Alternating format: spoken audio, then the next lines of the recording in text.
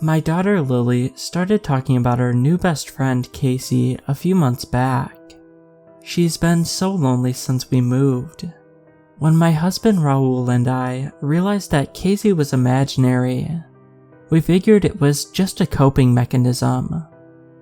Lily is also 5, so we weren't too worried. In fact, before Casey showed up, Lily was convinced there was a monster under her bed. She never mentioned a monster at our old house, so we thought it may have been related to the move, resuming kindergarten in a new place, etc.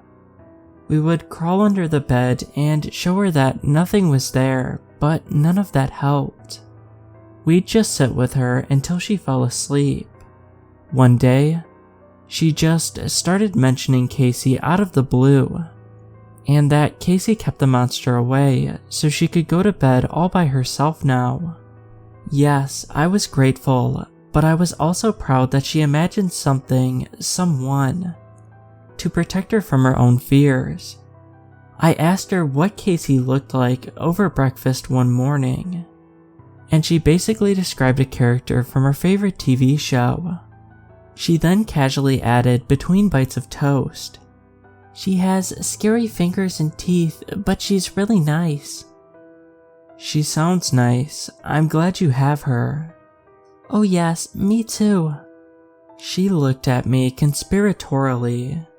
She ate the monster. It was gross. I didn't really think much about her comment at the time, because kids can say some weird things. Not long after, she started talking about Casey. Our cat, Taters, went missing. He was happy, healthy, and had never been much of a roamer before. So Raul and I had a bad feeling, but we kept searching for him. We weren't even sure how we got out of the house. Lily became quieter and more withdrawn after that. We figured she missed Taters on top of all the changes in her life recently. I heard her yelling in her room once, but when I ran in to check on her, there was no one else there. She asked if she could eat in her room with Casey. She started wanting to eat most of her meals and snacks in her room by herself. I could hear her muffled voice talking to Casey, I presumed. She later asked if I could add more meat to each meal. It was fine at first. I figured that may have been her way of dealing with the fact that our searches for Tater were not going well, coupled with a new home and school in a new state. But then, it became every single meal. Every plate came back empty. But once school ended and she wasn't taking lunch and snacks to school anymore, Lily started looking noticeably thinner and more anxious. We started to seriously worry about our daughter's mental health and her eating habits. We wanted to watch her, make sure she was actually eating. I was also worried that if she was eating and still losing weight, she might be sick. I told her she needed to eat at the table with the family again, and to my surprise, she looked scared. She whispered, "Can I take a plate back for Casey too?"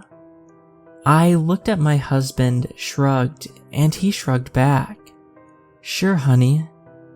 The sheer relief on her face at that moment should have told me something. She slowly gained weight back, seemed happier than ever. The second plate she took to her room always came back clean. I was at first worried that she was now eating 2 plates of food at each meal, but she seemed healthy enough. My husband mentioned that he noticed we had more raccoons around lately than when we first moved in. We wondered if maybe Lily was sneaking the extra food outside by herself. We hoped not, since we lived in a wooded area, or was even dumping it out her bedroom window, which could explain the increasing number of raccoons. Not too long ago, Raul and I decided that he'd visit his mother and brother for 2 weeks, and bringing Lily so she could visit family and friends. since he's a teacher and they are both off for the summer. I had some major work projects coming up, so I figured I'd stay and get some me time. I kissed my husband as I helped him load their bags into his car, pulled Lily into a hug and spun her around. She giggled. I told her to make sure Daddy doesn't drive too fast. Raoul stuck his tongue out at us at that. As we said our goodbyes, she looked more serious than I had ever seen her before. "Wait, Mommy. Make sure you feed Casey, do you promise?" "Of course, baby." "No, Mom, she gets very hungry. I need you to promise. It's very important." I promised her I would.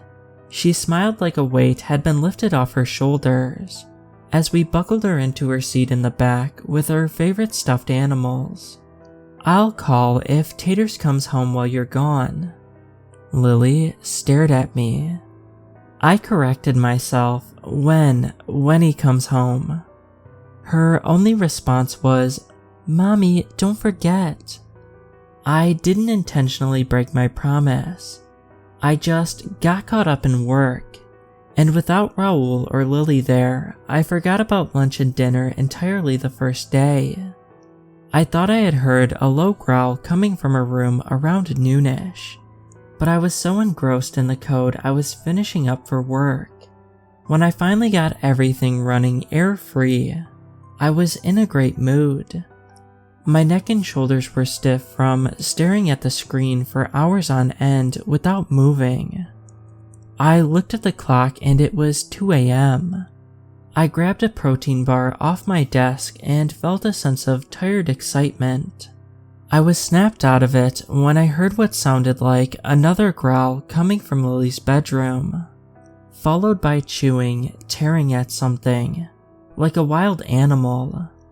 I paused. "Hello?" The noise stopped. I heard what sounded like scurrying across the carpet in her room. I cracked the door open. Her room was empty, although I did notice a faint breeze. The window was open a bit and the carpet below it was muddy. I tried to remember if I had left it open. Had I missed the mud before? I honestly couldn't remember because of how tired I was at the time. I crossed the room and closed it. The next morning, I texted Raoul a picture of 2 small omelets I had made. I figured I'd feed Casey for lunch. Ask Lily where I should put Casey's. He wrote back, "She says under the bed," with a shrug emoji.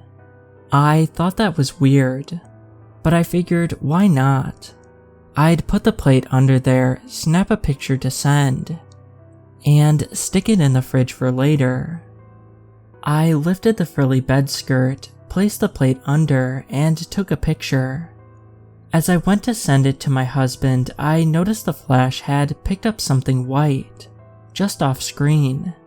I looked under the bed for feathers.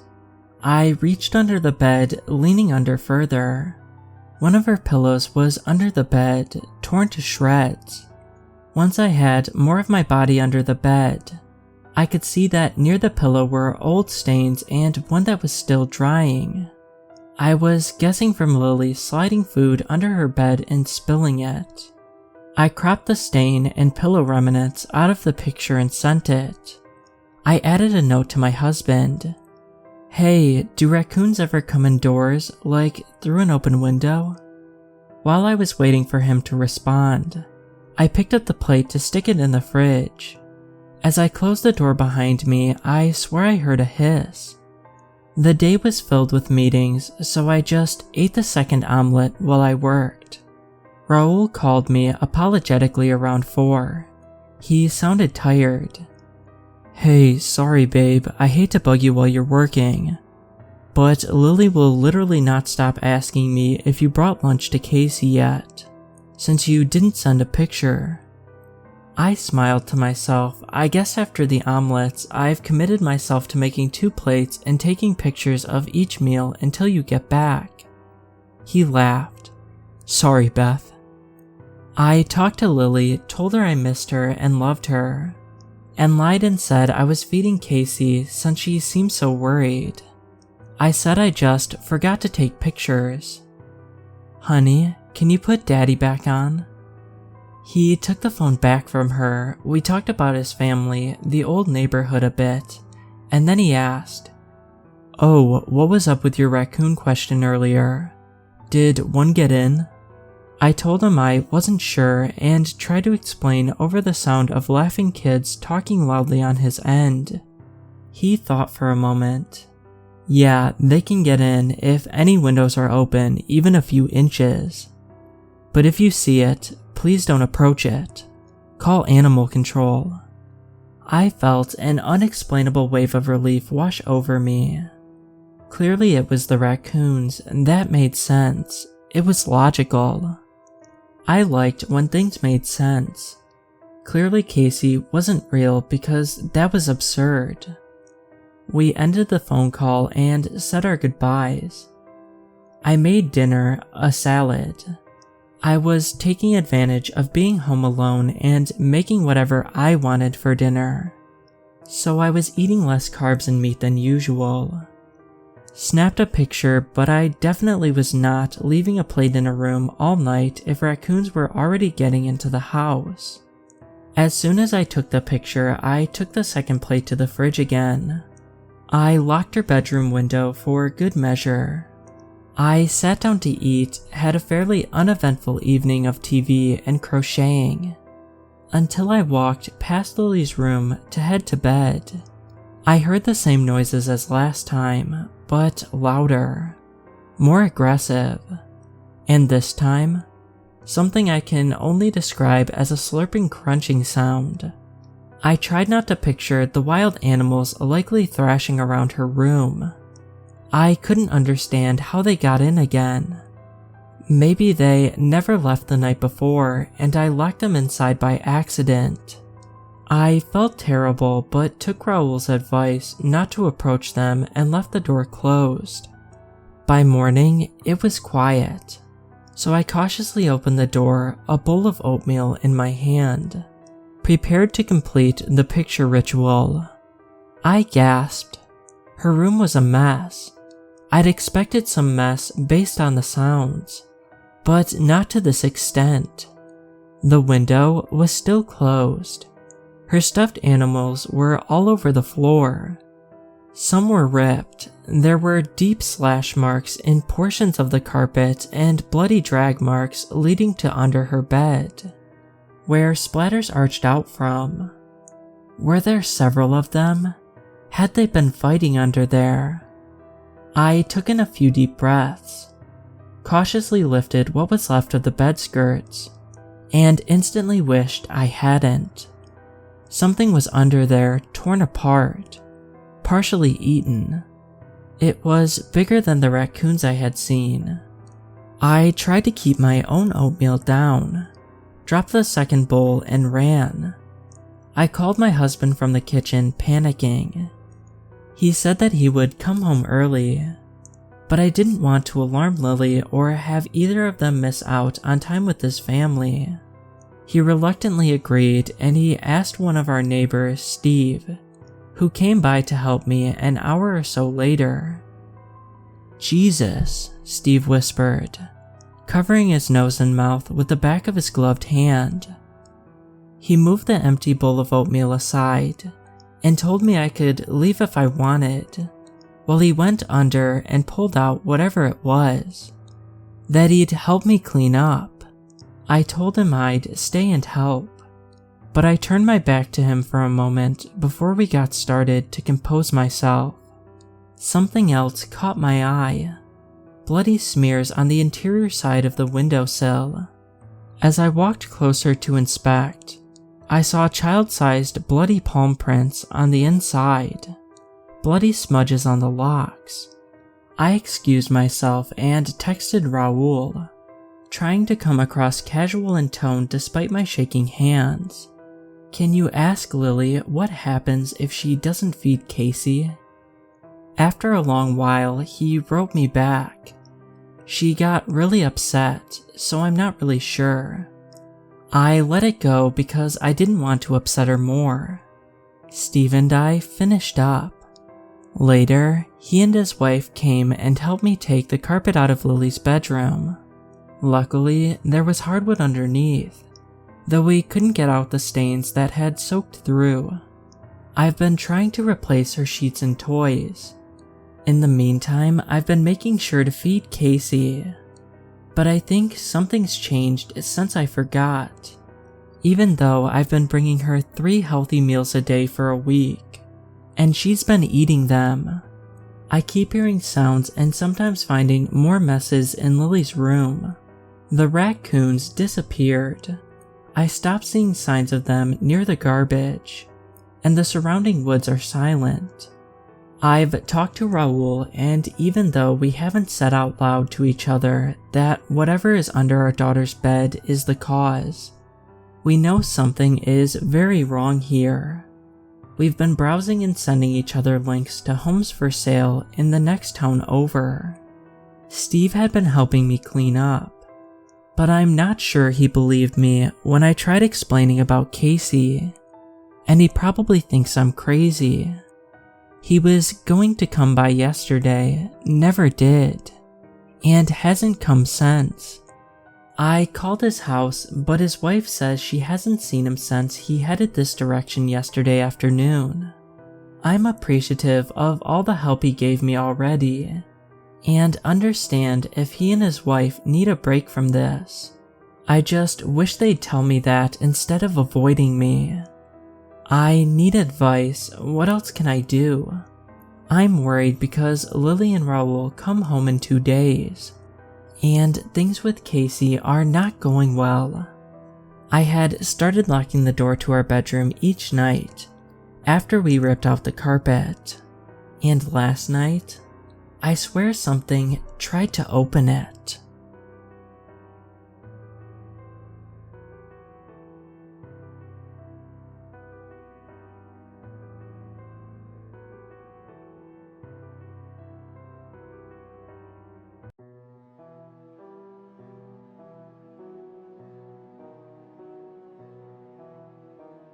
In the summer of 2021, my husband Joseph and I bought our first house together. It's been nearly a year since then, and trauma healing certainly has its ups and downs. But overall, I'd really say I'm doing better.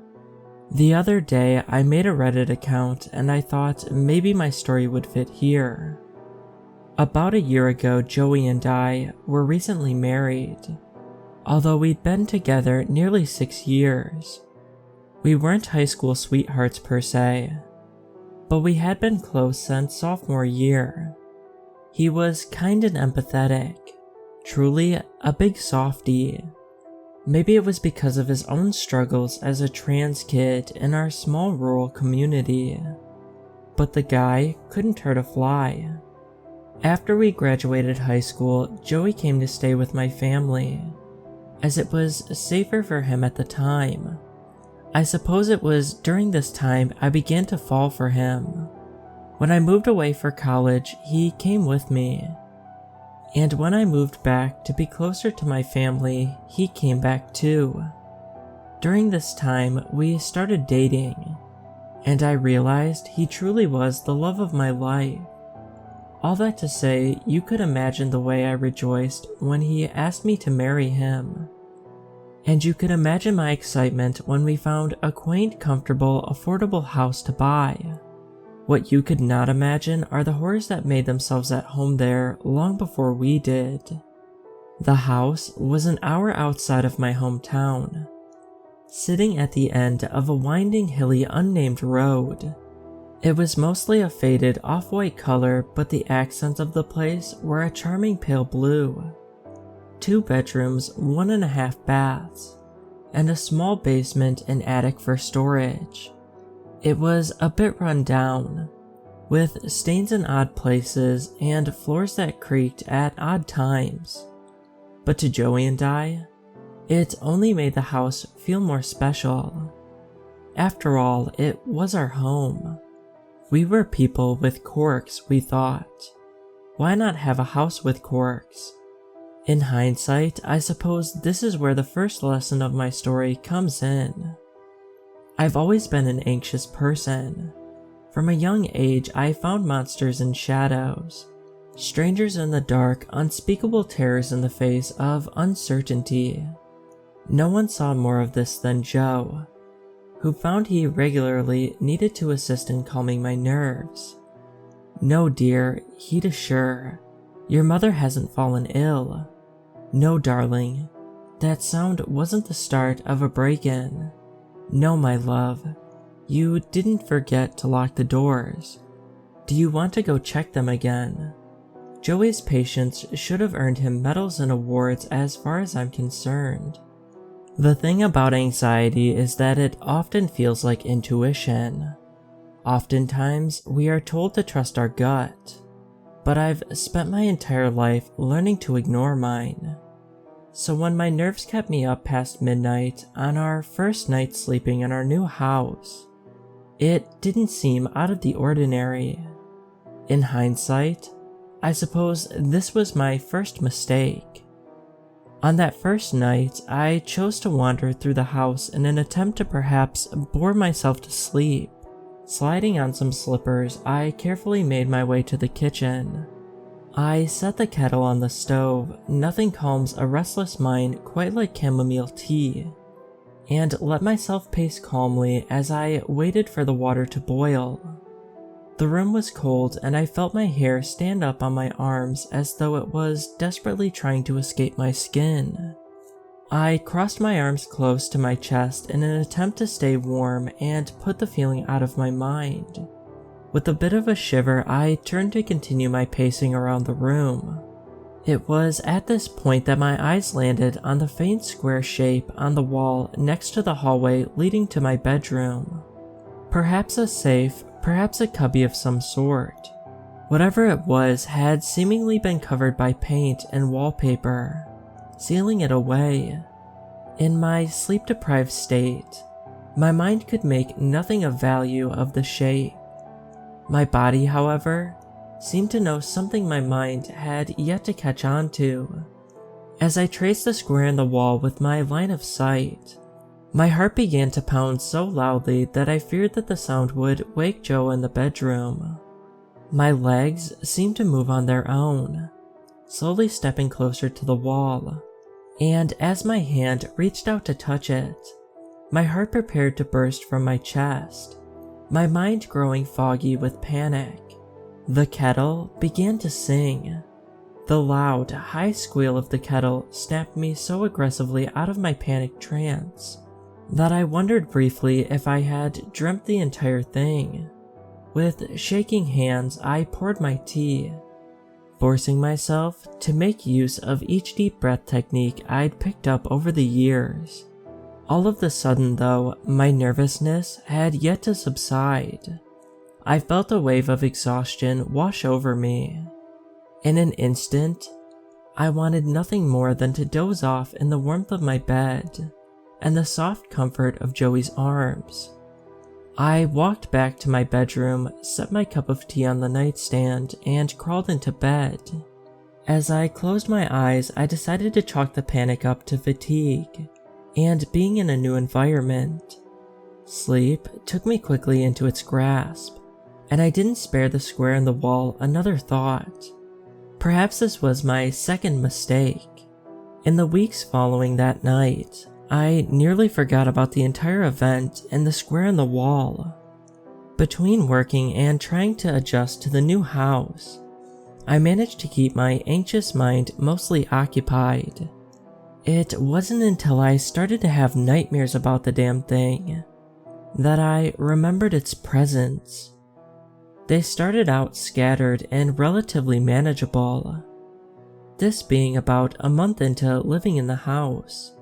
Every couple nights, a snake would slither out of the square-shaped hole in the wall, coiling around my neck until it snapped. A swarm of bees would use their stingers to nail me against the square spot. Each nightmare left me groggy and irritable the next day. I ended up taking my stress out on poor Joey. While this isn't a mistake in regards to my story, It certainly is in my overall life. I love Joey dearly and will always be eternally grateful for his patience with me. It wasn't long before the nightmares were coming every night. Spiders crawling from the wall, clowns and murderers bursting through it. A latch on the square opening to reveal the fiery eternal damnation of hell.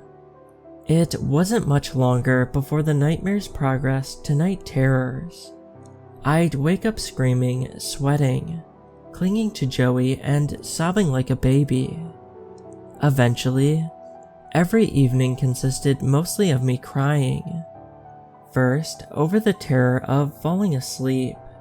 Then again, after I'd wake up. I began to fall into a depression. I was constantly sleep deprived. My paranoia became so heightened that I hardly even left my room.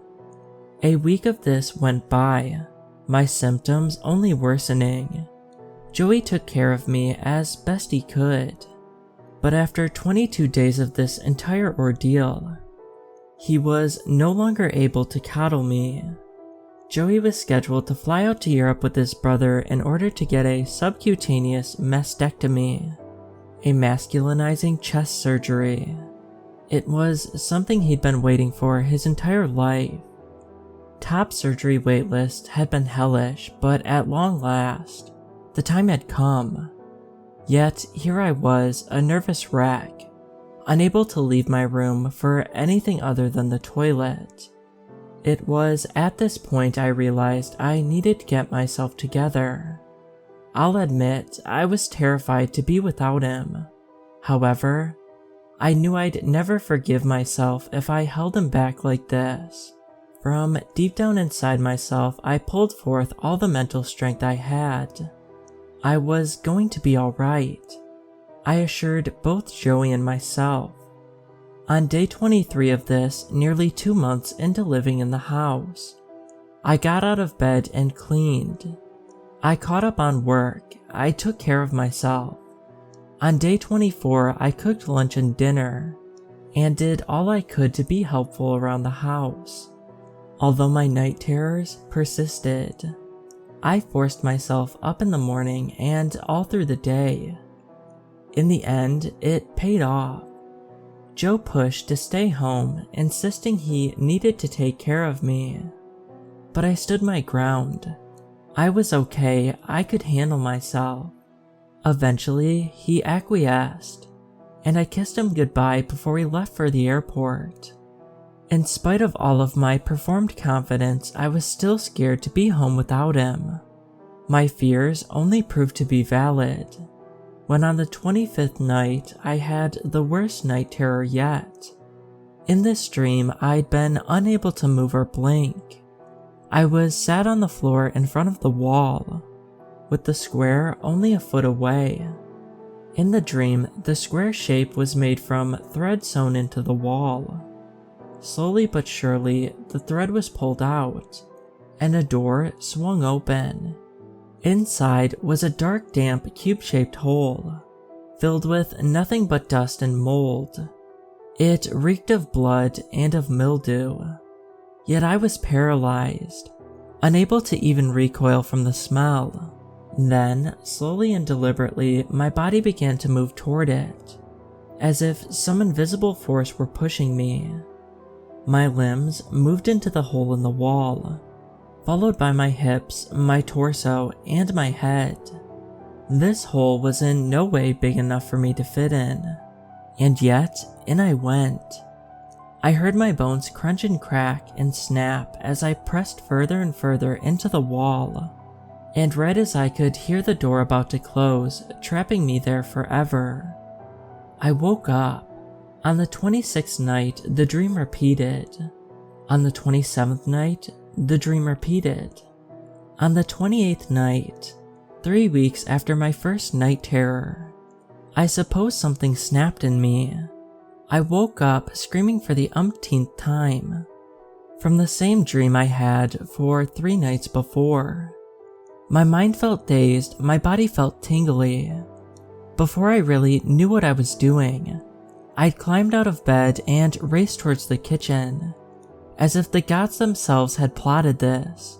A full moon shone through the window, casting a perfect spotlight on the square shape in the wall. My mind felt on fire, my limbs sore with electricity. I banged my fist on the wall, clawed at it until my fingertips grew numb. Searched and felt every angle for a latch or a knob. And then, I saw it. A hammer, sitting still on the kitchen counter. The world seemed to move in slow motion as I walked towards the hammer. A part of me registered how heavy it was in my hand, how much damage it was capable of doing. And yet, as I stepped back towards the square that had been plaguing my mind for weeks, the logical part of my mind sank far, far down into my gut. I felt my hand raise. I felt the impact of the hammer against the wall. I felt it again and again and again. I saw dust settle. I saw the broken, jagged hole. And most importantly, I saw a plank of wood. The plank of wood to which the square outline in the wall belonged. I let the hammer fall to the floor beside me, sinking to my knees so as to be at eye level with the square, locking my fingers around the exposed corner of the wooden plank. I mustered up all the strength in my body and I pulled. This was my final mistake. The first thing I saw was an eye, wide and red, staring straight at me. After that was the arm, broken and severed at the elbow. Bone jutted out of it, poking the flesh of the cheek it pressed against. Then was the mouth, open, as though the head were still screaming, still breathing. Another arm showed from behind the head, the wrist bent to fit against it. A leg, which had clearly been flattened against the hard plank, seemed to frame the rest of the corpse. The knee was bent backward, and the ankle and foot pointed in a direction I felt in my soul it was not meant to. Dried caked blood streaked the pale grayed stretched skin, blending the cross from skin to muscle to exposed and jagged bone. The last thing I saw was the thread. Red and black thread stitched the limbs together, stretched skin, held eyes open, pinned the mouth wide and gaping. Gaping like it was still yelling, still screaming, screaming a sound that ran warm blood frigid, ice cold, screaming for its life, screaming. I heard screaming. I don't remember what happened after that. I woke up in a hospital bed a few days later, and I can't remember anything after that, until even further down. My memories of the next month or so are spotty. At some point, Joey came back home. At some point, we left the house. At some point, I stopped crying. I just don't remember the details. But what I do remember was the sound of shrieking. The withered pale face pulled to a scream. And I do remember that even though I now realize that that scream erupted from my own throat, it was deeply surely and certainly not my own.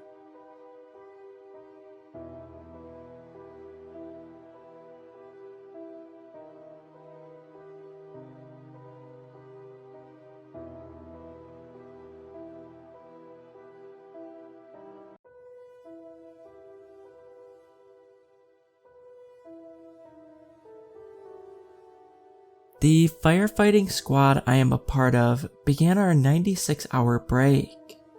We did one of two things after a 5-day tour. The responsible ones went home to be with their families. The rest of us made our way to a bar called Ashling's, the hangout spot for my department. We all deserved to decompress. I didn't feel guilty about it. I knew the rest of my free time would focus on my wife, Grace, and my child, Anna. Grace made plans for us to go to the aquarium before May was over. We went there every other month, and while I found the trip boring, they always seemed to find it fun. Although some of the guys did get drunk within a half hour of us being at Ashling's, most were too tired to party till dawn. Instead, we played darts, watched a fight on ESPN, ate some greasy food, and enjoyed pints of Guinness. I was ready to crawl into bed and go to sleep after 3 ales. I ordered an Uber and stepped out to wait for it. I peered up the road to look for my ride home. A woman in a sleek beige jacket walked by, and she was 19 or 20 years of age. She had earbuds in, kept her head down, and seemed to mind her own business. A silver Camry skidded around the corner and onto the sidewalk. It headed for us. I pushed her into the doorway of the pub. We fell together into the front hallway as the car missed us just by millimeters. The Camry crashed into a parked vehicle outside. The next door coffee shop's window shattered. Yells and frantic voices speaking into their cell phones bombarded the street. I stood and brushed the top of my pant legs. I helped the young lady stand.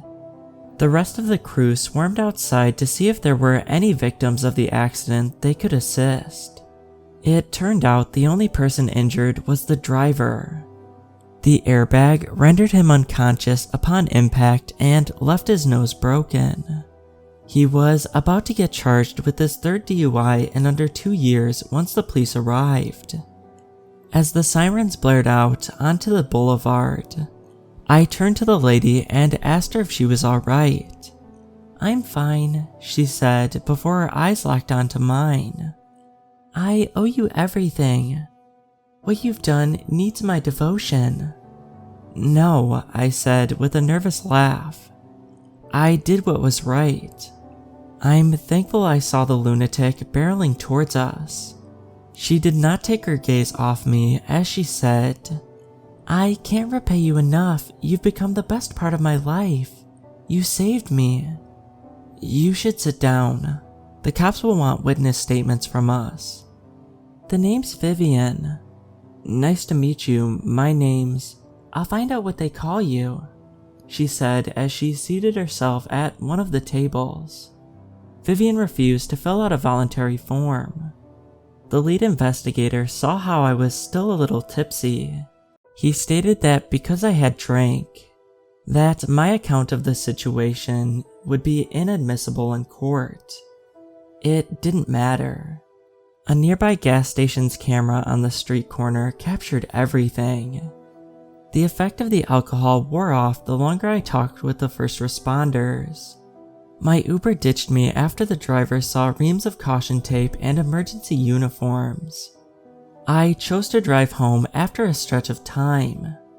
As I walked towards the adjacent parking lot, I heard Vivian's voice behind me. "I'll see you around," she said. "You're my savior." I gave a nod of awkward tactic approval. I was not sure how to take her compliment.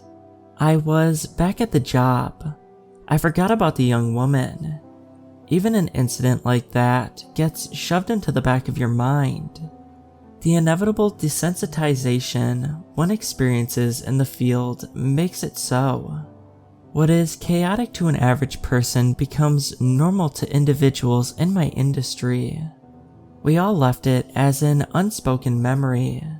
In fact, we encouraged each other not to discuss it. Many of us had boozing habits, and we did not want the top brass to find out how we celebrated our Fridays. The truck needed cleaning. I used a squeegee on the windshield as one of my coworkers mopped the floor. It was 9 a.m. and our garage door was open. The highway next to us bathed in sunlight. I saw someone approach the station. I looked to my left and took notice of Vivian. She walked towards me. She wore a yellow sundress and had a golden bow in her hair. She held something in her arms. As she got closer, I saw it was a box of chocolates. Vivian handed them to me as I gazed at her with disbelief. She smiled. "This is for what you did 4 days ago," she said. "Thank you. You didn't have to." "Yes, I did." "Well, it's nice when a civilian reaches out. I'm sure the boys will appreciate the treats as well. We should meet up for dinner on Tuesday at 4 o'clock, she said with a wink. "Ashling's will be a good place as any. I know you won't be working then. I'll buy you a beer and dinner. There's also a movie I've been meaning to see. I rented it on Amazon Prime a while ago, but I haven't had anyone to watch it with. My place is near the college." "Listen, miss," I said as I took a step back. "I'm flattered. I'm also married with a kid. My woman wouldn't like that idea. Even if I was single, I'm a decade older than you." "I'm divorced and all alone," my buddy said with the mop still in his hand as he flashed a grin at her. I turned around and shushed him before I refocused my attention on her. "I'm grateful you weren't hurt that night," I said. "Plus, thank you for paying your taxes and making my job possible. We can't see each other though." Her expression changed. She stuck out her bottom lip and tilted her head to the side. She turned her back to me for a few seconds. She faced my direction again as her entire demeanor shifted into a sulking one. "You don't want to spend time with me?" Vivian asked with a tremble in her voice. "No offense," I said as I raised my ring-adorned hand. "But no." "I figured since Grace is going to be gone in the evenings for her job at the clinic, it wouldn't be a problem to get together that day. You will change your mind." Vivian whipped around and made her way to the road. She disappeared around the corner. "You need to tell me about your side pieces," my coworker said with a nudge. I punched him in the arm and told him to get back to his task. As I brushed aside his bad comment, one concern lingered in my head. How did she know my wife's schedule, let alone her name? "You need a restraining order ASAP," Detective Palmer told me over the phone. I was in my living room. The man on the other end had been a friend of mine since the fire academy. Contrary to popular belief, cops and firefighters can help one another. Of course, we still insulted each other with reckless abandonment. My 16-month-old child, Anna, was asleep upstairs. Grace left for the medical facility minutes before to clock in. I didn't tell her about my encounter because I didn't want her to worry. "Why?" I asked. I looked up her name. I pulled the report submitted from the night you prevented her from becoming roadkill. Vivian DeLuca. She has broken the stalker statute twice. She made 2 different grown men fear for their safety to the point where they reported her. She has brandished sharp objects at them and threatened injury. She has broken and entered into their homes. One of the craziest parts is none of the guys she's done this to have ever been romantic with her. They were all unrequited, since they did not speak with her for any length of time. One was a professor at the community college who taught a medieval studies class. She was one of his students. The second was a grocery store clerk she had become enamored with. A clinical psychiatrist diagnosed her with something called OLD. It stands for Obsessive Love Disorder. "That's a real thing?" I asked. "Bet your money it is." Fuse that with a side of crazy and a propensity towards violence, and you get someone like her. She was charged with attempted arson on the first guy's apartment. She went into his place with a gasoline canister as he was sleeping. A public defender made a successful argument in her defense, so it never stuck. It helped that her judge was on the brink of retirement and senile. Anyways, If you get a restraining order, they'll issue a third strike against her. She'll be off the streets for a while, so you and yours won't have to worry." "Thanks for the help," I said. "Always. Oh, and Ben? I hope you didn't eat any of those truffles. I know firefighters don't do anything except get fat at the station. Have a good night."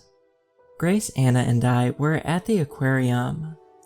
We walked through the lobby and made our way to the main hall with changing ecosystems. We passed an artificial estuary filled with stingrays. Makeshift habitats with invertebrates, amphibians, and reptiles were everywhere. Anna, cradled in my arms, seemed to love the river otters the most. She giggled at them as we strolled by. We marveled at a variety of sunfish. For a minute, my mind was off getting the paperwork ready for the restraining order. I had not even explained the situation to my wife yet. Grace wanted to be a marine biologist when we first met as teenagers. I liked how the trips to the aquarium brought out her younger self. No matter how many times we came here, her eyes lit up with wonderment at the ocean life. It was a deep-seated appreciation for the environment she made a point of bestowing on Anna. We stopped and marveled at a tiger shark. It was at least 18 feet long in its 500-gallon tank. I overheard a tourist read from a Google search and say how the predator had 24 upper and lower teeth. Each one was sharper than a saw blade. Its jaw could apply 6,000 pounds of pressure on who or whatever it clamped down on. "I need to use the bathroom," Grace told me. "I'll swing by the gift shop after and get some Gatorade. I'm parched. Stay here, okay?" "We won't go anywhere," I said as I kissed Anna on the forehead and lifted her hand to wave at her mother. We waited for 10 minutes. I pulled out my phone and texted her. Another 5 minutes passed without a response. I sent another few quick messages with nothing in return. Worry filled me as I looked around for Grace. I felt a hot breath on the back of my neck. I turned around and saw Vivian. She wore rubbery-looking overalls. A blue undershirt, the aquarium's business logo was visible. A name badge attached to a lanyard was around her neck. When I squinted at it, I saw it was credentials with someone else's name on it. She had somehow stolen it from another employee and used it to get by security. Master keys dangled from her belt. "You shouldn't be near me," I said as I felt a lump form in the back of my throat. The words came out louder than I had realized. A few people stopped and stared. "Who did you steal that from to impersonate a worker here? Get away from me and my kid right now, you psycho." "Oh, hush. We're meant to be together. The inconvenient circumstances which stop you from being with me are about to fade away. You'll thank me, Ben. We are going to be so happy together. All you needed was a push in the right direction. A cutting of old habits. There's no place in our future for an unnecessary second woman. You might want to look behind you, the big boy is about to eat. An aquarist's favorite part of the day is feeding time."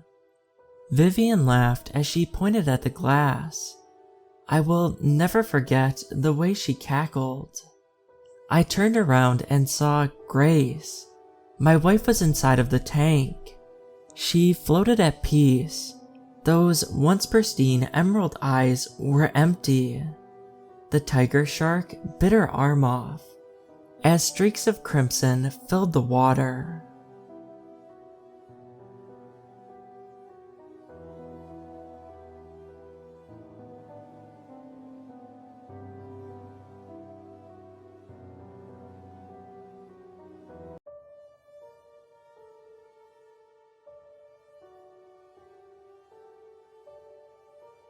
A few days ago, my mom assigned me the unlucky task of putting together a video reel for my grandparents' 50-year anniversary.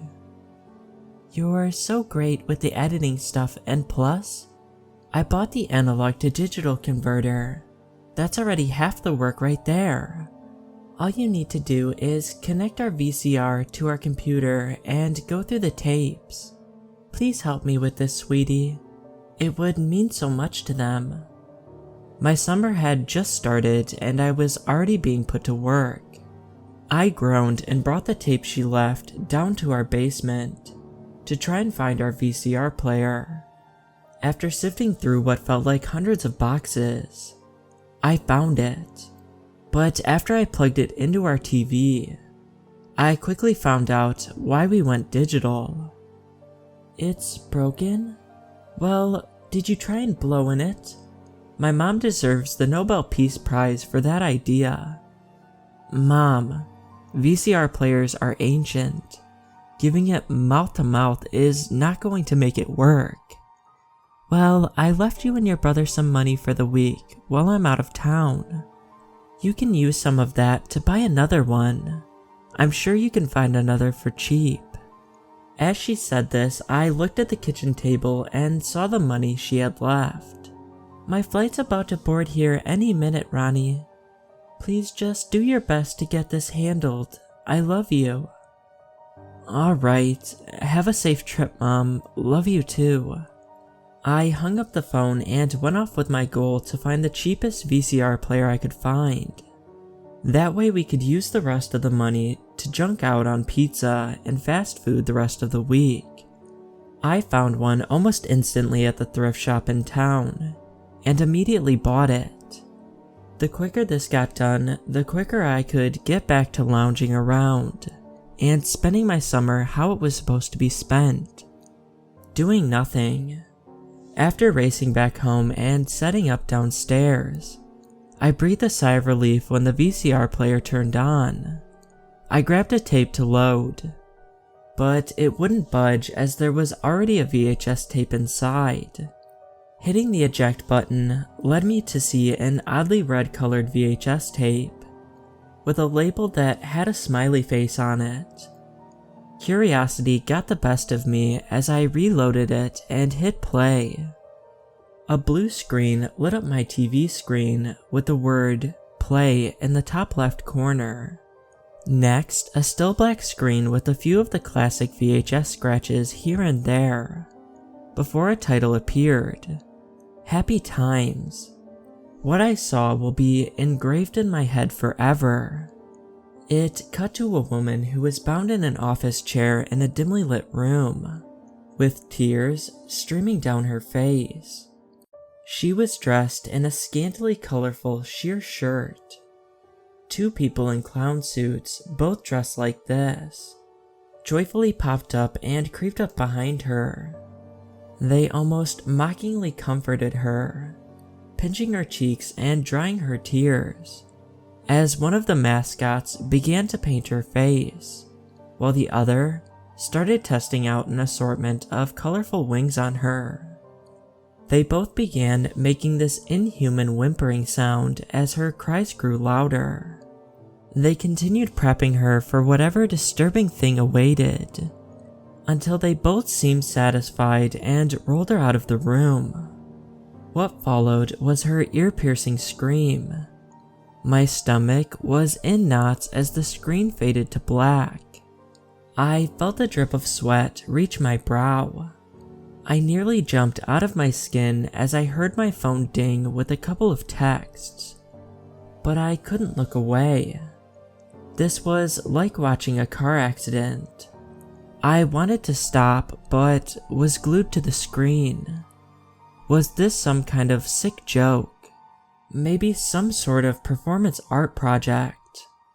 I had seen some pretty disturbing things on the internet, but somehow this felt worse. Another title screen appeared. Performance of a lifetime. A spotlight emerged to reveal a stage, and on that stage was a guy dressed in a monkey outfit, while being struck to a hand truck. He shared the stage with a bunch of broken animatronics. They all stood in front of an empty audience, A slight tapping and a voice whispering could be heard off screen. A 1 and a 2 and a 1, 2, 3. A piano kicked off a tune while the guy in the outfit began to sing through a trembling voice. Make 'em laugh, make 'em laugh. Don't you know everyone wants to laugh? His singing was interrupted by a dart that whizzed past his head, just barely missing him. Suddenly, a laugh track started playing while someone off screen continued hurling items at him. A stapler, a glass, and baseball were all thrown, each item just teasing him with every near hit. It rattled the guy further and further until he burst out in tears. His hysterical cries grew louder as the laugh track was now almost deafening. A deep voice shouted, "Keep going." Just then, a hammer was thrown and about to strike the guy's skull. I instantly turned away and turned everything off. I was now shaking in a cold sweat. I thought about calling the cops, but had no idea how to explain this. They might just chalk it up as some dumb prank, or just tell me I'm out of luck and to get rid of it. My brother was at a friend's that night, but I figured he could give some better advice on what we should do when he gets back. I decided I'd try to forget about it, unwind a bit, and order a pizza while binge watching a few shows before bed. It was hard to get to bed with the images of what I had seen in my head. Just as I started to doze off, I heard a buzzing sound in our basement living room. I ran downstairs to see what it was, and saw the TV and VCR was now playing again. Another black screen with the title, Local Delicacy. I was frozen in fear as I watched a guy tied to a wheelchair situated at a table.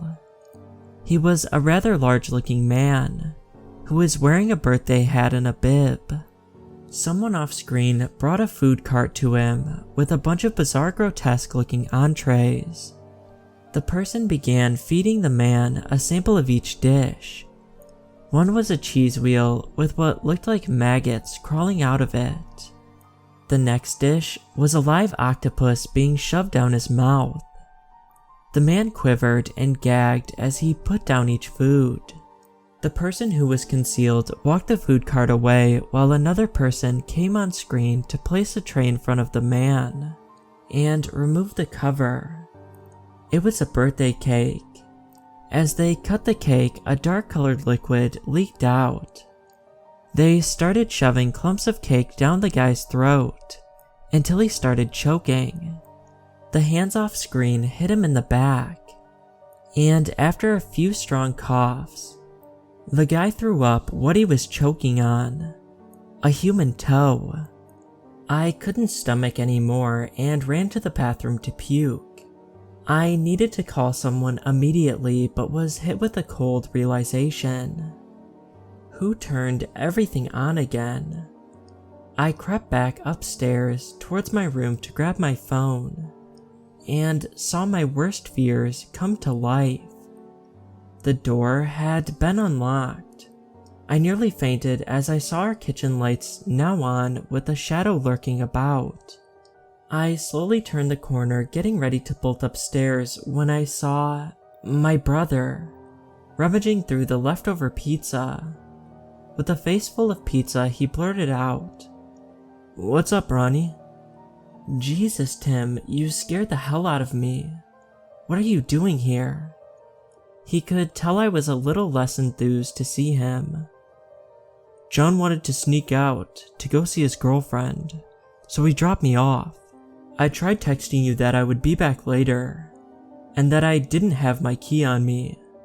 I figured you saw it since you left the door unlocked." "I guess I didn't see your text. Hey, why'd you turn on the basement TV?" Tim's answer sent a shiver down my spine. "What are you talking about? I haven't been downstairs yet." I told him about everything that had occurred, and thankfully he believed me. We searched the house for any sort of intruder before making a decision on whether we should call the cops. But we found nothing. Tim shrugged off the incident and suggested that I had probably just forgot to lock the door and left the TV and VCR on from earlier. I tried to rewind and show my brother the tape, but it wouldn't play.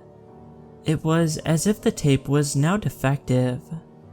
Maybe it was one of those low-budget horror films, or just some kind of elaborate prank. Just bring it back to the thrift shop tomorrow and ask where it came from.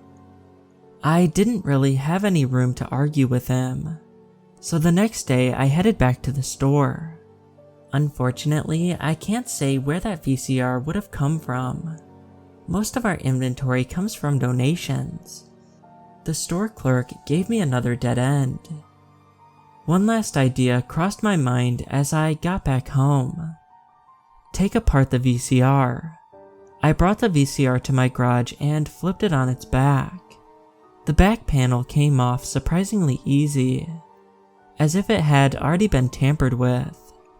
Inside the VCR hid something burrowed. It looked similar to an AirTag. "Hey Ronnie, you got a package." My brother handed me a manila package with my name on it. As I walked back in with the VCR, my heart sank as I opened it. I already knew what it would be. Another red VHS tape with a label that simply read, "Hello, smiley face." I panicked and plugged the VCR back in to see what it played. This is what I saw. A video that shows someone in clown makeup, an animatronic, and a clown. If I live through this, I'm only watching digital from now on.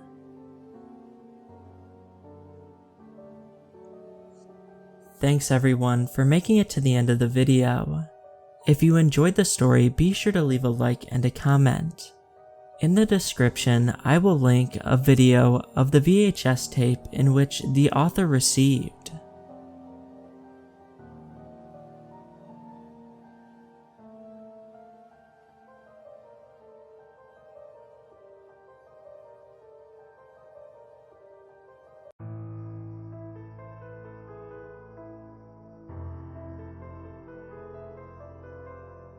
For the past few days, something weird has been happening. I live in a small one-bedroom apartment in a relatively safe area. It's not fancy schmancy, like Beverly Hills or something like that, but it's my home. I moved down to the busier city area of Indianapolis from Kalamazoo, and I can say for the most part, the change has been welcoming. I don't have to know all of my neighbors intimately. I am far enough away from my family and school friends that when we do see each other, we've had enough time to miss one another. Actually feel the distance. Back home, I was stagnating, and here, I am thriving and able to breathe without the expectations set on me by everyone else who saw me grow up. I'm able to finally be who I want, not who everyone wants me to be. It's this sense of freedom and belonging that may have screwed me over. I've never felt more independent and badass than I have being on my own for the first time in my life. I get up in the morning, throw my fridge door open, and drink straight from the carton. And there's no one there to nag me not to. I piss with the door open and no one's there to shriek at me that it is nasty or unladylike. I drop a bagel bite on the floor. That bad boy is going right into my mouth. Floor germs be damned. I live like a queen, surrounded by my own creature comforts. I watch my own movies and I laugh as loud and as obnoxiously as I can. No friends there to be like, Phoebe, quiet down. I am alone and awesome, and living my best life. So when the notes started, I just shrugged and moved on, once the initial weirdness subsided. Walking past my front door as I moved through my morning routine, I catch a glance of a small slip of paper on the floor. It looks like something that I could have dropped there, but I don't actually have any paper here. Everything's automated, baby. I'm fully paperless. Man in green, do not talk to him. He will pester you to join his co-op. Okay, whatever the hell that means. I flip the slip over, brows furrowed, but find no further sign of a sender, or anything else to clear up what the hell this is doing in my home. I toss it in the trash and put it out of my mind. I need to get going. I jogged down the stairs and whistled as I walked the 3 blocks to my bus stop, and my good mood carried on until I got to my office building. Outside was a man wearing a green polo, his hair sticking out in all directions and waving flyers in people's faces. I cast my eyes down and hurried into the building, catching snippets of his voice as I do so. Come on, man, don't you want to be a part of something bigger? A collective? Man in green pestering people to join his co-op. An uneasy sense traveled up my spine, and I laughed to myself when I realized that someone must also live in my building who works here. Maybe they're on overnights and know that I also commute over here, and thought to warn me. That makes way more sense than anything else I could begin to come up with. I go into work and settle in, enjoying the monotonous nature of being in a call center. Nothing unusual happens and I begin to trek home, enjoying once again that I'm free to eat whatever I want for dinner.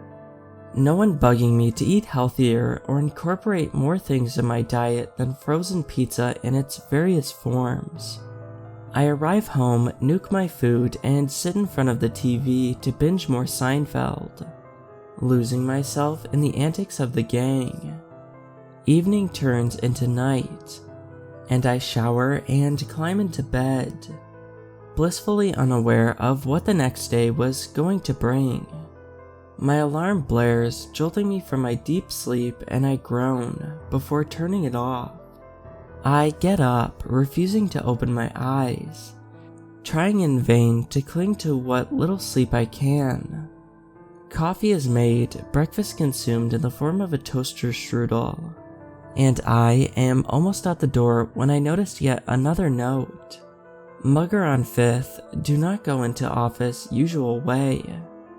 My blood runs cold and I am half tempted to call in sick, because this now cannot be a well-meaning colleague.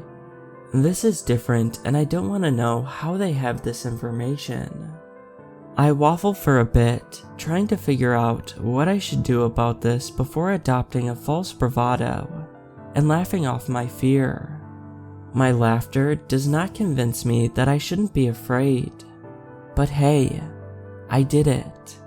I moved here and I'm kicking ass and nothing is going to stop me. My whistle isn't as jaunty, and I watch my back until I get to the usual fork that I would always go right at to get to my office. I could go left and add 10 minutes onto the trip. I hesitate before going left. The extra 10 minutes gives me more time to think, and quite frankly, I wish it didn't. I ruminate on how stupid I feel, being scared of a piece of paper. I'm kicking myself in the elevator and the long hallway to my department before arriving at my cubicle. One of my work friends not important enough to speak to outside of work, but good enough to chit-chat about meaningless stuff with, comes running up to my desk. He's out of breath and his face is red like he's been exercising, and I hope that he's not here to discuss some new fitness regimen. I open my mouth to circumvent this when he blurts out, "Phoebe, outside. Woman from 3rd floor, Vanessa, I think." Some man just mugged her and ended up shooting her in the abdomen. She's going to the hospital right now. They're worried she's not going to make it." My heart stops. I stammer out of breath, asking him when and where and why. "Off of 5th. She was walking from the bus stop. Her husband couldn't bring her in today, so she had to hoof it. Happened about 30 minutes ago. Gossip is they're sending us home for the day, so silver linings, I guess."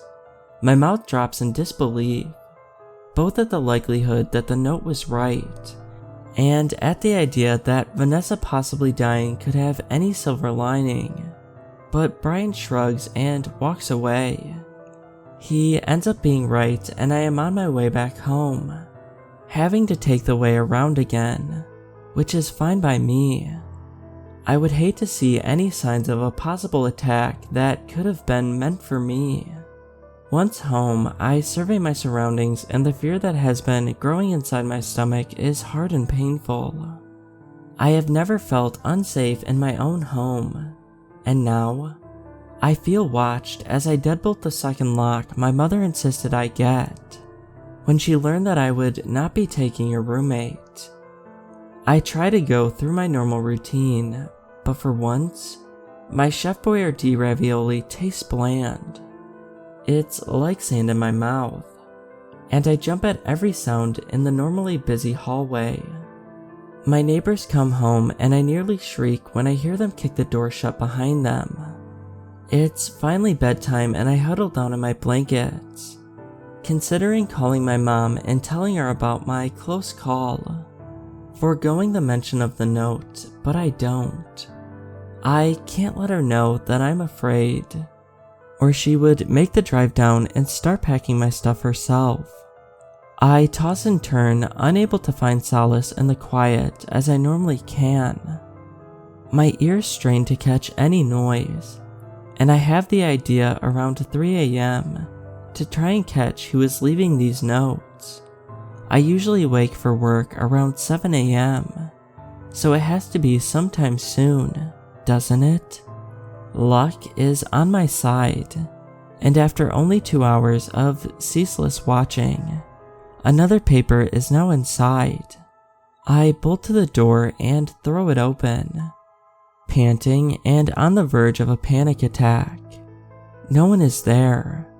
I ripped the door open not even a minute after the slip appeared. How the hell are they gone? I turn the paper over and it reads, "Stay home." I wait until 6 a.m. to call into work. I stammer out vague excuses of illness, cramps, diarrhea, and my manager's voice on the other end shushes me and tells me that he is fine with this. The office is running on skeleton crew anyway. Didn't I check my emails?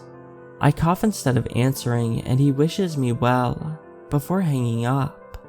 I clamp my curtains together and shove a towel under my door for the day. I don't want any more notes.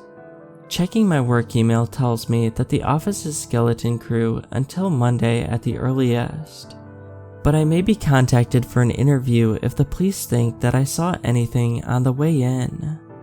I close my laptop and go back into the womb of my blanket, wanting to sleep until Monday, but I can't. I manage a lazy mid-morning nap and wake up around dinner time to the sound of my neighbors arriving home, all of them blissfully unaware of the terror that I am currently in.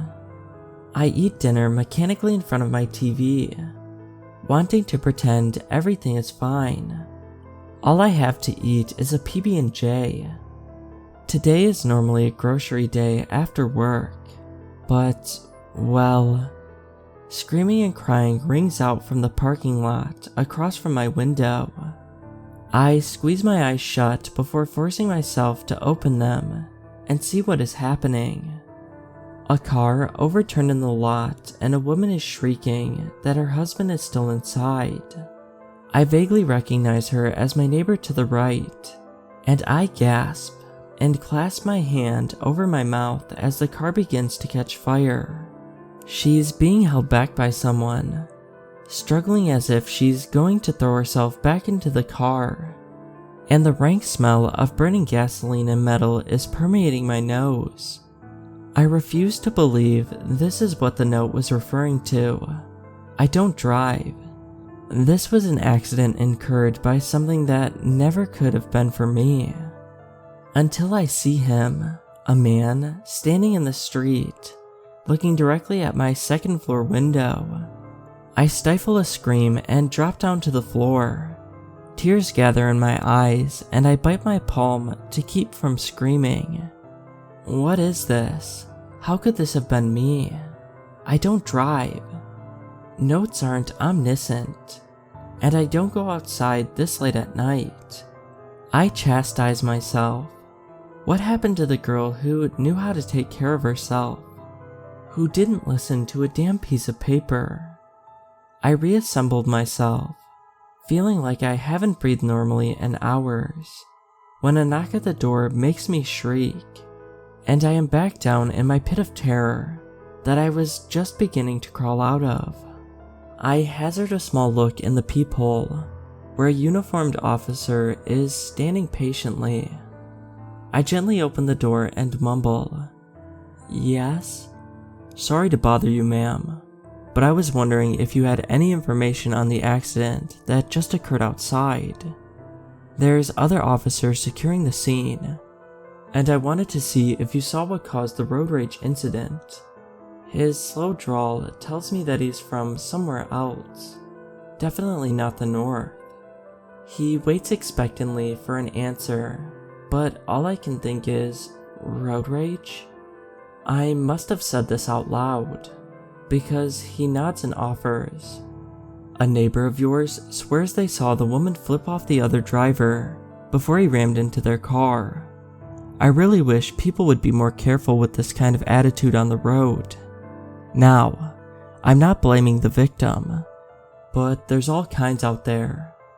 The officer stays for a few more minutes, gathering the little info I have and my contact details before leaving. He rammed into them because she flipped him off. How many times have I been hooted and honked at while walking home from the store, and responded by flipping the bird back at the driver? Prior to this, I felt invincible and like my bad bee aura kept these creeps away, but if someone just rammed a car with such force that they flipped over, the driver unable to escape, what would have happened to me? A pedestrian without the tons of metal to cover me. "Stop it, Phoebe," I yelled at myself in my head. "Stop making this fit into a box. This is not related." I go to bed hours early and silently cry into my blankets. I whisper small prayers to anyone listening to please stop this, and let me be in peace before I fall into a restless sleep, managing maybe an hour spread over the night. Which brings me to today. I told myself that I would go out today, screw whoever is out there, and seek help. Why I didn't mention this or the man from the night before to the officer, I don't know. But I am tired of being scared. My false bravado is back, and I am about to make my way into my living room before I stop and scream, hysterically crying and catapulting back under my covers where I am now writing this. When I went to open the door, I felt a small crunch and looked down. There, on my bedroom floor, looking like it had been shoved between the door and the carpet, was a note that reads, "Don't leave your room."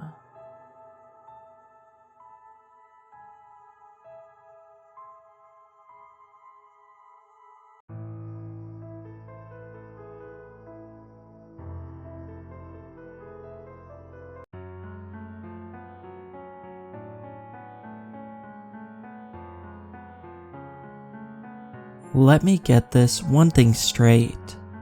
I'm sorry for what is about to happen. I really am. Just think of this as a heads up, for what's to come next. What's to come from the discovery we have made, and that it was probably best if we didn't come into contact with any alien beings. Before I get started, allow me to introduce myself. My name is Jonathan Summers, and I'm formerly a researcher and astronomer working for NASA. At that time, I was working within the Deep Space Network facility, while keeping track of the James Webb Space Telescope. I was working with my colleagues James Brown, Mason Park, Ashley Windle, and last but not least, our supervisor Anthony Vincent. We were basically a skeleton crew, and due to budget cuts, we couldn't hire more workers. Throughout my years, I've kept track of various signals from outer space, while the telescope provides us with vast and beautiful images of our galaxy. It was breathtaking. Such a magnificent sight of what the heavens could offer. My colleagues and I, along with our supervisor, were awestruck with this. Back in the early 2010s, we managed to pick up signals from planets within our solar systems, as well as moons. It baffled us that such celestial bodies could produce sounds. Even our own planet has a tone of its own, regardless of the fact no sounds could be heard in space. Why am I telling you all of this? Well, this is where I begin my story. We hadn't picked up much else at first. It was all the same. While the telescope kept us interested with more and more beautiful pictures of our galaxy, and we got a picture of the black hole in Sagittarius from a distance, even though it appeared faint and blurry. But that was still better than nothing out of the ordinary. That was until July 6, 2022. The telescope provided us an image of a planet which appeared 156 light-years away from us. But then, we noticed hundreds of tiny white lights or dots on it, as we got a more clear view. My colleague James asked if we had just found potential alien life in the galaxy. I thought the same thing as well. We all did. Anthony, without consideration or thought put into it, had the idea of sending a signal to the planetary system. But what if there is life on that planet? More so, what if they're not friendly? I asked. That's when we all stopped and thought about our actions at first. After a long hour of discussion, it was decided that we should send a signal, just to see if there really is a civilization inhabiting that planet. God damn us for that. Perhaps it was for the better that we should have left them alone. Then we wouldn't have met our horrible fate. Anthony sent a signal to the planet in binary code, a message in hopes for a reply. If we ever got a reply, I hope they're friendly. We expected that the signal should be able to reach the planet within 5 to 10 years, give or take. What we didn't expect was a sudden change in time frame for that signal to arrive. Because at that moment, just then, we suddenly picked up signals coming from that direction. Somehow, it managed to trace the signal that was heading towards it, and receive it in an instant. This left us shocked, baffled on the sudden change of events. Did this planetary system just come in contact with us? Anthony asked us. We were astounded but also horrified. That was impossible. Something simply picked up our signal, defying all logical explanation. What was supposed to be 5 to 10 years as we calculated, suddenly became seconds. Then, even more shocking, we received a reply in binary code in an instant. Ashley was about to translate the message, which said, "Hello." Upon tracing the signal, it came from that planet. Many questions came through my mind, one of them being the most prominent. Did we just discover alien life in the galaxy? Of course, both Mason and James felt panicked, thinking they might be a hostile species. Anthony sent the message, asking how they managed to pick up our signal in an instant. Again, after being sent, the message was received quickly, and we received another reply shortly after, a long reply. It translated, "Our technology is superior regardless of time. We can receive your messages without delay." Anthony then asked the one key question that will determine our fate upon contacting them. He asked if they mean us harm. Once again, the message was received instantly. Then came a quick reply. To our most and greatest relief, it translated, "No." After going back and forth with sending and receiving messages, it was clear that this alien race meant no harm to us. They were just like us in some sense, wondering if there is alien life out there, even though their technology is, as we can tell, is thousands of years ahead of ours. Interestingly, they have reached a level of technology that defied all expectations, perhaps breaking Kardashev's scale. They should have been millions of years older than us, given their technology, only to find out they've come to existence at approximately 6,000 years before us. They were young in a sense, but still older than humanity in this case. It's like comparing a 10-year-old to a kindergartner. It baffled us of their technology on the other hand. A week has passed since we were still keeping in touch with this alien race. They gave us instructions on making more efficient means of energy resources. Nuclear was one of these things, a form of fueling we already discovered. But there was also the idea of using crystals as fuel, a form of fuel we weren't aware of. Crystals like rubies, diamonds, emeralds, and even sapphires, even the most abundant and common of gems, stones, and metals, could be used as a fuel source that could last us for hundreds of years without constantly draining the planet's resources. This interested us, and from what they learned of us, they said we do possess the technology to build such fuel. But from their dismay, they said we were only focused on building weapons of war than building technology that could also further our advancement of society. Thus the capability to end fuel crisis and lack of energy was halted. They said we were a young and foolish species for taking such crazy actions, but still willing to help us by providing these instructions on how to build them. Some of our government officials were told of this discovery as well as what this alien race instructed us, and kept notes of it, believing that alternative fuels such as nuclear and crystals can be beneficial for humanity, as it is for them. Thus, we understood that this was mutual cooperation between two species that could one day come together and bring peace, and one day travel the stars together. Unfortunately, this understanding was nothing more than a foolish wet dream. On July 16th, they stopped communicating with us. Strange, we thought. They always communicated with us, and they always sent a reply. Did they see that we were nothing more than a primitive species? Did they decide to contact other alien races and push us away for good? After using one of our strongest telescopes on our world to look in the direction of the planet seemed normal. So then, I asked, did they decide to stop communicating with us? Anthony shrugged and thought something must have gone wrong.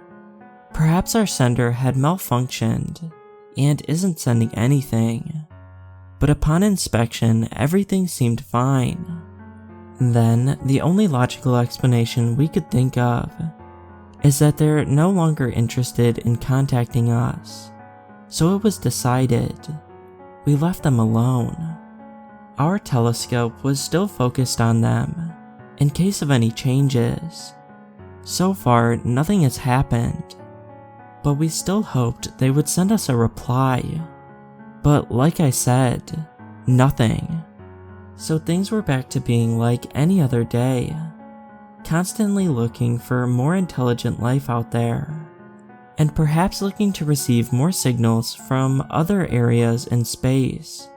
But July 20th, something had happened. "Guys, have a look at this," Mason yelled to us.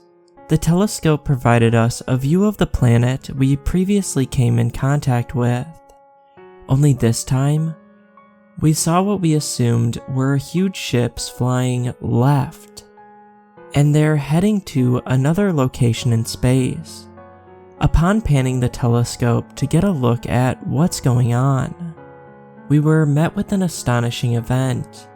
There were what we could describe as dozens of more ships heading towards the planet, and the ones from the planet were flying directly in front of them.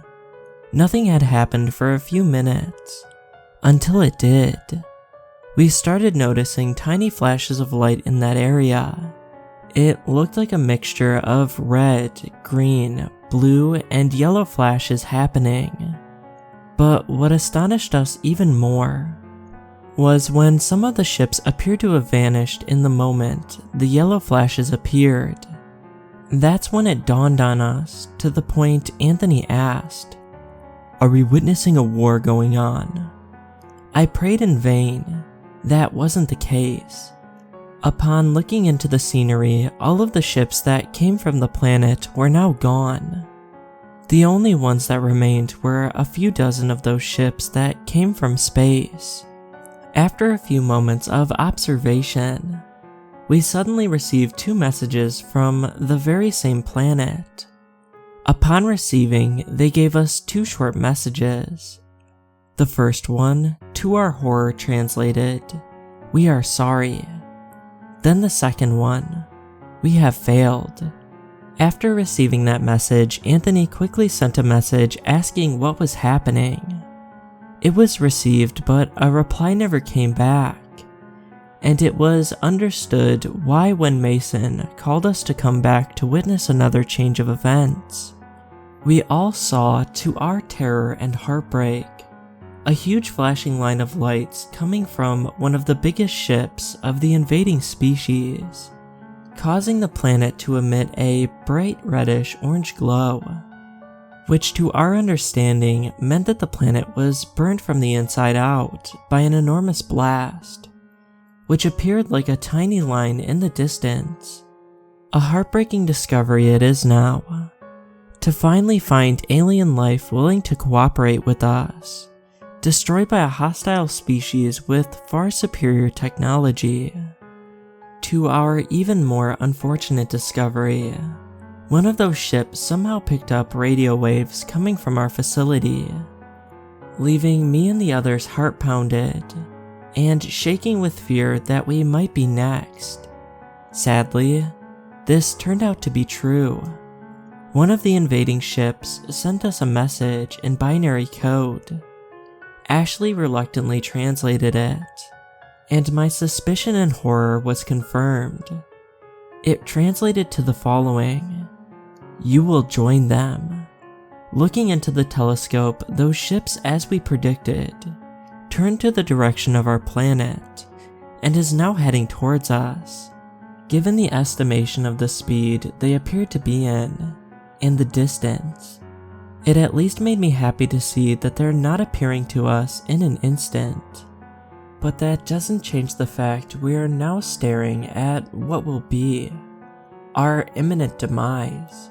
Our supervisor calculated the time it will take for the ship to arrive, and told us the following: "It seems we only have 2 months left on this Earth.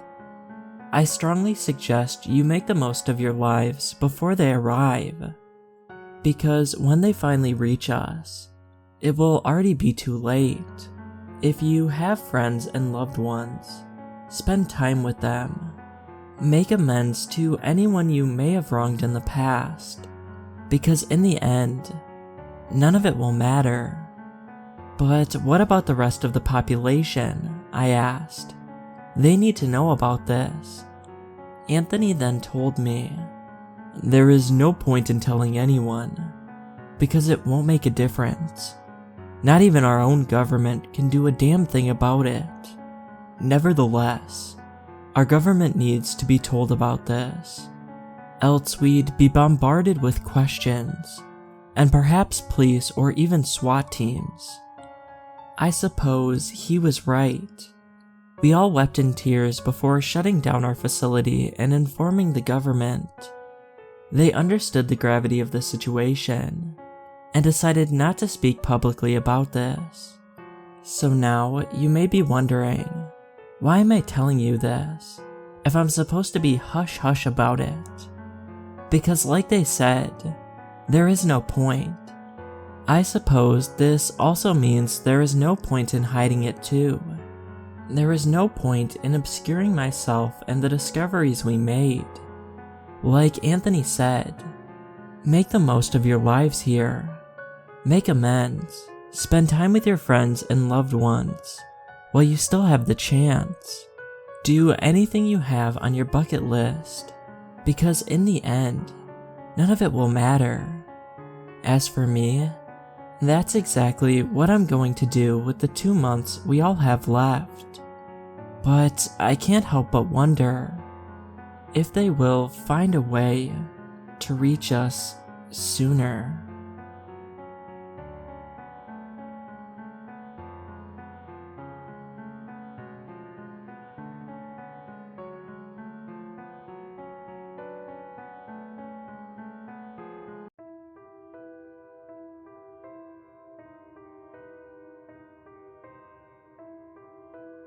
Back in the early 1990s, my uncle worked on board a commercial fishing vessel out of Cape Cod, Massachusetts. It was a 95-foot trawler, operated by a 7-man crew, and would take regular runs anywhere between a few days to a week out at sea. It was a dangerous job.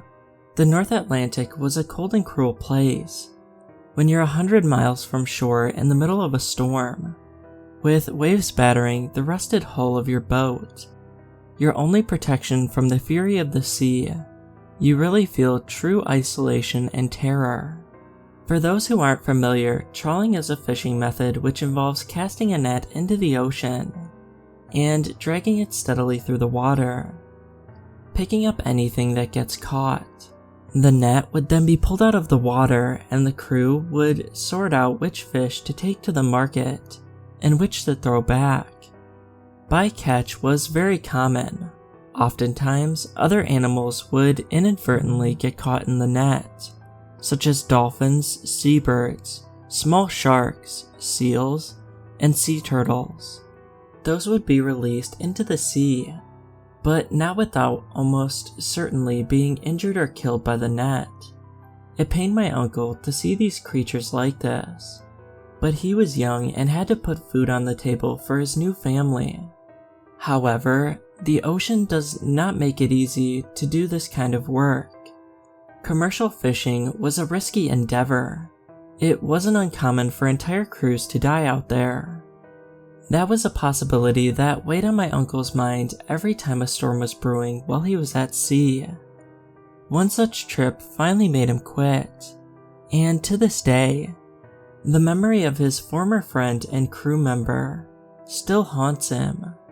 It was supposed to be a short 3-day trip to bottom trawl for halibut. Being the dead of winter, the crew did not want to be exposed to the unpredictable weather for too long. The quote often goes, if you don't like the weather in insert place, just wait 5 minutes and it will change. Everyone says this about their region, but the quote was first penned by Mark Twain, specifically about New England. The trip started on a brisk but sunny morning, but as the day went on, dark storm clouds gathered and stayed in the region for the entire duration. Out there, scattered showers pelted the crew and towering waves rammed and tossed their boat. The cold and the wet chilled their fingers to the bone, making a difficult job even harder. Then, they began to notice barnacles spreading across the hull, starting at the bow. They were few at first, staying well below the waterline, but as the day progressed, more and more appeared, growing unusually fast. Their captain Matteo was puzzled, for the crew had recently removed all the barnacles before heading out. How could they return so quickly? But since that was an issue that was much lower on their list of priorities, they chose to ignore it for the time being. The first night, while my uncle was enjoying his 4 hours of sleep, he had an unusual dream, one where he was standing at the bottom of the ocean, looking up at the surface far above him. Though he was underwater, he was breathing perfectly fine. The light above was a pale pink-purple hue, shifting and pulsing with the flow of the water. All around, the carcasses of fish, squid, whales, and other sea creatures rained down in slow motion, leaving trails of bubbles in their wake. Then, the sea grew darker, enveloping him in a shroud of complete blackness. With it came a long, deep rumble in the distance, which caused his entire body to vibrate. The light coming from the surface faded, and right when the last inkling disappeared, he woke up. In the morning, he casually mentioned his unusual dream to the others, thinking nothing of it. But when they heard his story, their faces went flush, and they reluctantly admitted that they too had experienced similar dreams. Though not exactly like my uncle's, they each saw their own version of it. Lancaster, the fisherman whom my uncle was closest friends with, said that in his dream, instead of standing on the ocean floor, he was hovering, with hundreds, even thousands of feet of water above and below him. He couldn't even tell there was a floor to begin with. Then, as the darkness closed in around him, and the grinding, bellowing noise came, he looked down. Slowly, the ground opened up. A yellow glow emanated from the newly formed fissure. As the fissure grew wider and wider, he suddenly realized what he was looking at was an enormous eye.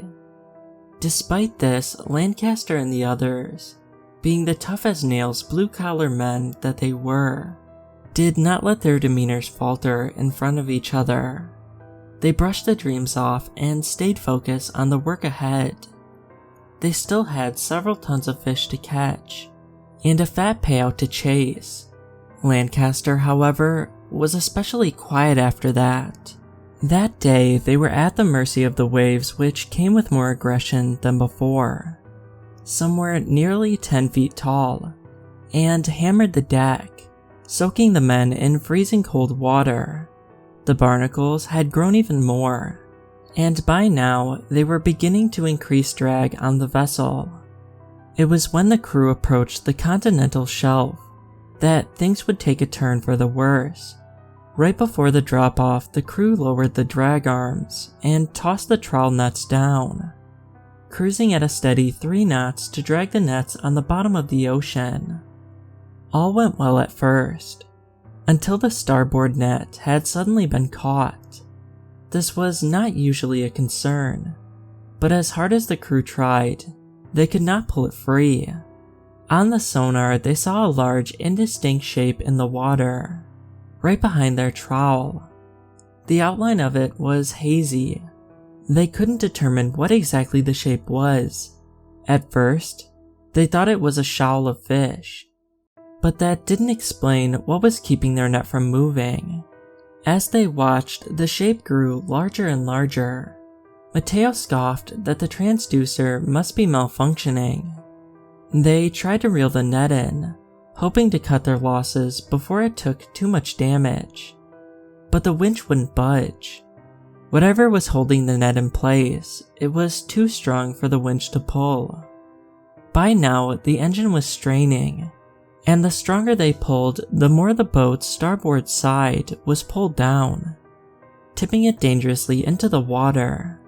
Black smoke billowed from the exhaust as the engine began to shut down.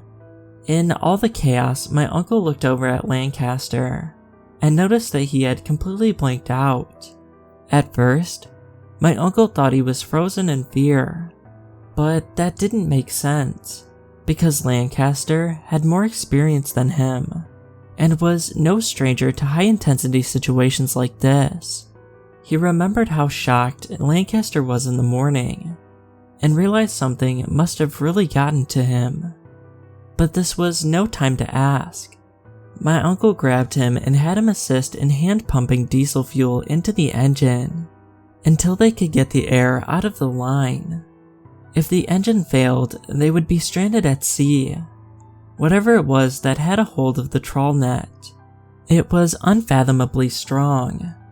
Then, after struggling for what felt like forever, the net finally came free and the men were able to reel it in. On the sonar, the shape quickly withdrew, as if it was just an anomaly on the screen. They managed to revive the engine and sped away from the area, not wanting to stick around any longer. The drag arms brought the nets up onto the deck, and the men quickly sorted through their fresh catch. Immediately, they realized among the creatures they had dragged up was an enormous oarfish, an absolute monster from the deep. It looked to be about 30 feet long. Though it was dead, the body was still fresh, meaning it couldn't have died too long ago. One crew member, Isaac, wondered if that was what caught the net, but the idea was quickly dismissed because there was simply no way an animal could have done that, and the thing detected by their sonar was much bigger. Still, the men were puzzled by their very unusual find. Oarfish typically lived at depths of up to 1,000 meters, and would only come to the surface if they were sick or dying. On rare instances, they were caught by fishermen or their carcasses would wash ashore. Another crew member, Ortega, warned that oarfish were bad omens, and that they should throw it back as quickly as possible. The others, including my uncle, objected the idea and reassured Ortega that everything would be fine. They decided to keep the oarfish as a memento. After putting all of their catch on ice in the hole down below, they put the oarfish on a hook and hung the carcass with cordage from one of the drag arms. Looping their course back to shore, my uncle realized that Lancaster had been silent the entire time, and when his eyes weren't locked in a dead stare, he was constantly taking nervous glances at the oarfish. My uncle asked him what was wrong, but Lancaster didn't know. He just felt that there was something off about the carcass, a looming sense of dread that he couldn't explain. "We really should have thrown it back," he finally said. That night, the two were working together as the others slept. Lancaster had grown increasingly distant, barely responding to my uncle, and when he did, he merely gave quick one-word answers. Multiple times my uncle caught him leaned against the railing, staring off into the inky blackness of the ocean. In one final instance, his head stuck out so far that it looked like one bad wave could send him overboard. My uncle had to stop him. He grabbed Lancaster by his shoulder and demanded, "What has gotten into you?" Lancaster, unfazed by the jolt he had received, answered in a calm monotone, "Do you see it?" "See what?" my uncle replied. Lancaster's behavior made him finally admit that there was something deeply wrong with his friend. Maybe the sea was finally getting to him. Or was it something worse? He struggled to stop his mind from tumbling down the slope of possibilities. He did not want to go. Lancaster simply continued staring, his gaze as empty as the endless void below them, as if to say that his silence was the answer. My uncle felt a chill run down his spine. He let go, afraid and unsure what to do. "Sit tight," he said, shivering. The air was freezing cold as it had been the entire trip, but he did not feel it biting into him until this very moment. "I'll get Mateo, okay?" Lancaster didn't respond. Instead, he turned his back to face the sea again. My uncle rushed below deck to wake the captain, who was a bit grumpy at first for being interrupted from what little sleep he had, but obliged to go up and help. Stepping out of the cabin, they stopped. Lancaster was gone. All that met them was the wet, limp body of the oarfish, swaying back and forth with the gentle rocking of the vessel. Its silvery scales reflected hauntingly in the pale yellow deck lights. Along its body was a massive gash, revealing its hollowed-out insides, completely void of internal organs, like an empty, discarded husk. They woke the rest of the crew, and soon all 6 men were desperately searching for Lancaster. They searched the entire vessel and shined their lights into the water in case he had gone overboard. Mateo swung the boat around, frantically scanning the water for any signs of him. Taking a closer look at the oarfish, their stomachs dropped when they realized it didn't look like something or someone had cut it open and gutted the carcass. It looked like something inside had torn its way out. Not taking any more chances, the crew cut the oarfish loose and tossed it overboard to be reclaimed by the sea. Following the disappearance of Lancaster, the Coast Guard led a massive search effort to find him. Sadly, they had to admit that judging by the conditions of the sea at that time of year, he would have died very quickly from hypothermia, shortly after entering the water. After that, scavenging marine life would have picked the body apart. Their only hope was to recover any human remains they could, any trace of him to bring back to his family. Sadly, nothing was ever found.